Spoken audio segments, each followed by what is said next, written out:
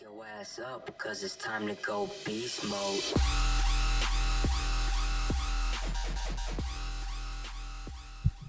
Hey bodybuilding fans, John Bossy here at the 2016 INBA Battle for Ohio with the special guest Erin Stern. Erin, if you don't know, is a two-time IFBB figure Olympia. She was here for a seminar, also did kind of like a guest posing with Mishak, which I think was maybe a little spontaneous. You weren't planning on that? It was a total surprise. I just happened to have a bikini and just got on stage. Gotcha. Cool. We're down for anything. That's very cool. So down for this interview, wanted to ask you some questions. I was kind of looking around trying to learn more about you and just some different things that I think maybe some people don't know about. And so, your background in track and field, very competitive jumper. You said you got to the point where you literally just felt like you'd maybe maxed out your potential there and wanted to try something different and moved over to figure. And so I just think it's interesting because there's so many athletes out there that I think they maybe get to that point. And how did you come to that conclusion or decision or feel comfortable making that transition? Well, I missed the Olympic qualifying standard in 2008 in the high jump by 3 centimeters. And I just realized that it would be another 4 years. And I didn't see myself training for another 4 years for high jump. And someone suggested bodybuilding. And I had already been lifting for about 10 years. And so I just did it. Very cool. And then now it sounds like you're kind of going back to the jumping. Is that correct? You've been away from the bodybuilding stage for a couple of years. And so are there plans now to try and go after a record or something? Or I just want to see how well I can jump and something else to train for. So I had my first meet last weekend, actually. Very cool. Yeah. So that just last weekend? Yeah. How did it go? I won my age division. I jumped 5'3", which it's reasonable for not having jumped in 2 years. Very cool. Yeah. Very cool. So you were talking to your seminar, you're giving people advice on how to grow a brand, how to do their own thing in the fitness industry. And I think a lot of people, they're always looking for a sponsor. They want a sponsor. And you've done a lot of content with bodybuilding.com, and I think that's probably one of the avenues in which you've gained a lot of your popularity and, people knowing about you. But you also have your own channel too. Yeah. So I guess what kind of advice would you give to people in terms of deciding what's more of the right outlet for them to kind of do their own thing or kind of come up through maybe another brand? I would say if you have a strong brand, if I had it to do over again, I would do it myself. Because a lot of companies are changing, so they're not sponsoring athletes the same way. Not that I have anything against bodybuilding.com, but they will use you for free, so you don't get paid. So if you're okay, and I think you have to do some of that to start out with, is to gain exposure and make a name for yourself. Then they offer you something and you don't have a name, then go for it. But if you already have a fan base, do it yourself. It makes more sense. Mm-hmm. Would you say that it's challenging or harder though? Like for example, right? You might do a bodybuilding.com video and immediately get tons of views versus your own. Of course, you have a great following, but maybe it's not quite the same. Or there may be some challenges behind the scenes that we don't see that definitely take some patience and struggle to kind of get that all going. There's always something going on behind the scenes. I think I gained my greatest exposure from competing, and I had already developed a name for myself by the time I worked with bodybuilding.com. I had already won an Olympia title, and I think I had won the Arnold in Europe, so I didn't necessarily need them, but if they had come to me after just winning my pro card, I certainly would have worked with them. Gotcha. Very cool. So maybe take us back a little bit. During your seminar, you were talking about how there was a low point in your life. I think it was before you really got into all this fitness stuff, and you said you kind of reached rock bottom, maybe even having trouble paying bills. Just really things were not going too well. And I think it's so easy for people to see, wow, Erin, she's so successful and great, and that's awesome to latch onto. But maybe they would appreciate even more and really get some value out of just kind of knowing where you were at and how they could maybe get themselves out of that position and moving forward.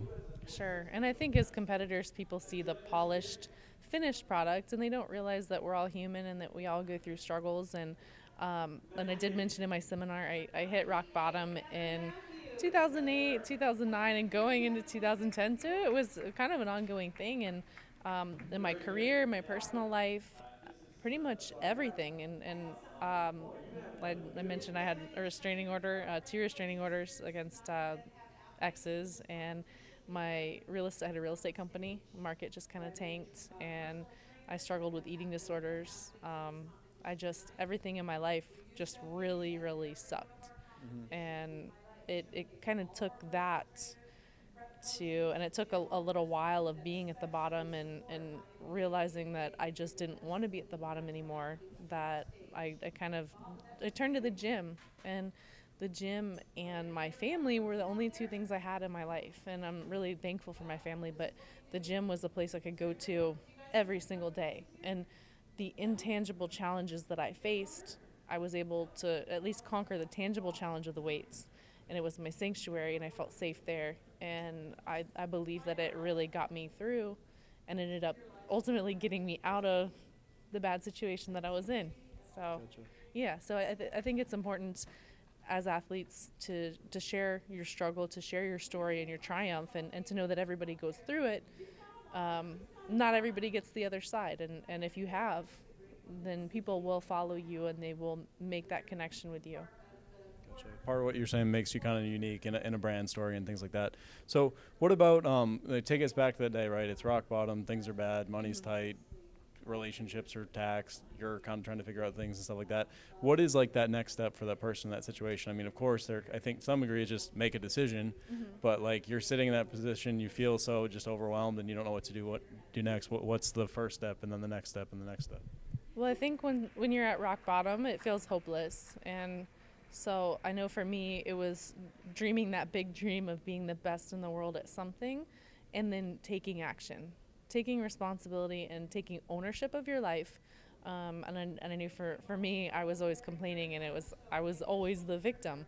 But until I stood up and I owned what I did and when I took ownership, things turned around for me, and I started taking ownership of my victories too. And then as soon as it took a long time in my mind, but when I look back, it happened really fast that the victories overwhelmed. Yeah, so thank you so much for sharing that. I think that's really valuable for people to know. I think that's common nowadays is you want to be the victim and blame someone else, and taking that ownership is really key. So I think that aspect of your struggle and also your kind of dual sport athlete are unique aspects of you. One other thing that I think was unique from learning more about you is basically the idea that you kind of prepped yourself. You didn't have a prep coach. Always. And I think that's an interesting thing. How does someone identify, like, are they someone that's capable of coaching themselves, or they really should get a coach? I think if you have a background in athletics or you've gone to school for that sort of thing, then you can absolutely prep yourself. But if you're starting from square one, get a knowledgeable coach or trainer because you'll learn a lot that way. Like I said, for me, I had a nutritionist in college, and I always read, so I was pretty knowledgeable by the time I started. And then I just tried everything, tried fat loading, tried carb loading, tried cutting salt, cutting water, all that, and found a recipe that worked for myself. And I think anybody can do it. Gotcha. And do you feel there were any things where you ever like took advice from someone else and then ultimately you were able to say like, no, I knew better, and ended up better from just doing it your way or whatever you'd learned about yourself? Yeah, I think a lot of times as competitors, we have friends who do something and it works for them, like the fat loading. I had a friend, Felicia, who did just fat loading, and I tried it one time and absolutely spilled over and I looked like crap on stage. But I think it's important to try because then you know. Right. Awesome. Always experimenting with herself and always trying something new. Again, here with Erin Stern at the IMBA Battle of Ohio. Thanks so much for coming out and joining us, and we'll catch you on a stage in sometime soon, or no? We'll see, maybe. Okay. Awesome. Look for Erin on the track then. Take care. Inside Natural Bodybuilding, we're out.